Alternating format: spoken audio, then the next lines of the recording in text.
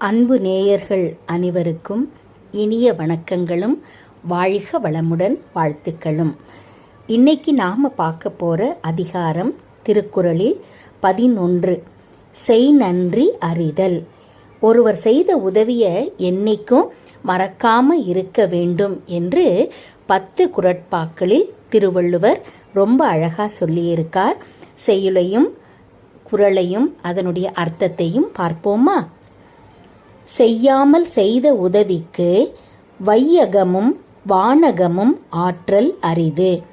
தான் ஒரு உதவியும் மற்றவருக்கு செய்யாமல் இருக்கும் பொழுது மற்றவர் தமக்கு செய்த உதவிக்கு மண்ணுலகையும் விண்ணுலகையும் ஈடாக கொடுத்தாலும் ஒப்பாகாது.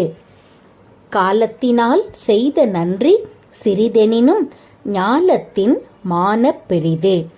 தகுந்த சமயத்தில் செய்த உதவி சிறிதாக இருந்தாலும் அது உலகத்தை விட மிக பெரியதாகும். பயன் தூக்கார் செய்த உதவி நயன் தூக்கின் நன்மை கடலின் பெரிது.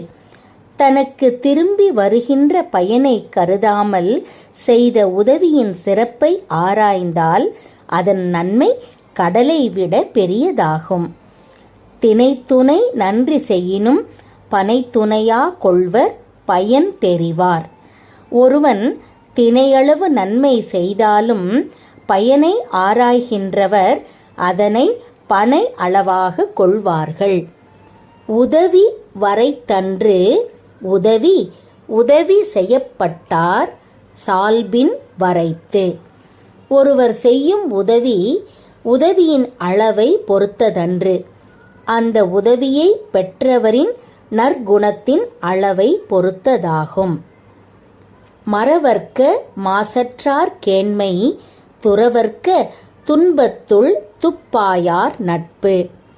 குற்றமற்றவரின் உறவை மறக்கக்கூடாது. துன்பப்படும் நேரத்தில் துணையானவரின் நட்பை விட்டுவிடக்கூடாது. எழுமை எழுபிறப்பும் உள்ளுவர் தங்கன் விழுமன் துடைத்தவர் நட்பு. தக்க நேரத்தில் துன்பத்தை போக்கியவருடைய நட்பினை எழக்கூடிய 7 வகை பிறப்பிலும் நினைத்து போற்றுவர். நன்றி மறப்பது நன்றென்று நன்றல்லது அன்றே மறப்பது நன்று. ஒருவர் செய்த உதவியை மறப்பது நல்லதாகாது. அவர் செய்த தீமையை உடனே மறப்பது நன்மையை தரும். கொன்றென்ன இன்னா செய்யினும் அவர் செய்த ஒன்று நன்று உள்ள கெடும்.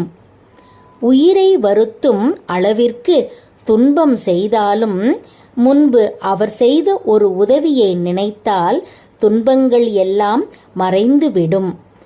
என்னன்றி கொன்றார்க்கும் உய்வுண்டாம் உய்வில்லை செய் நன்றி கொன்ற மகர்க்கு. எத்தகைய நன்றியை கொன்றவர்க்கும் பாவத்தை நீக்க வழியுண்டு. ஆனால் ஒருவர் செய்த உதவியை மறந்தவர்க்கு அந்த பாவத்தை நீக்க வழியே இல்லை. நன்றி.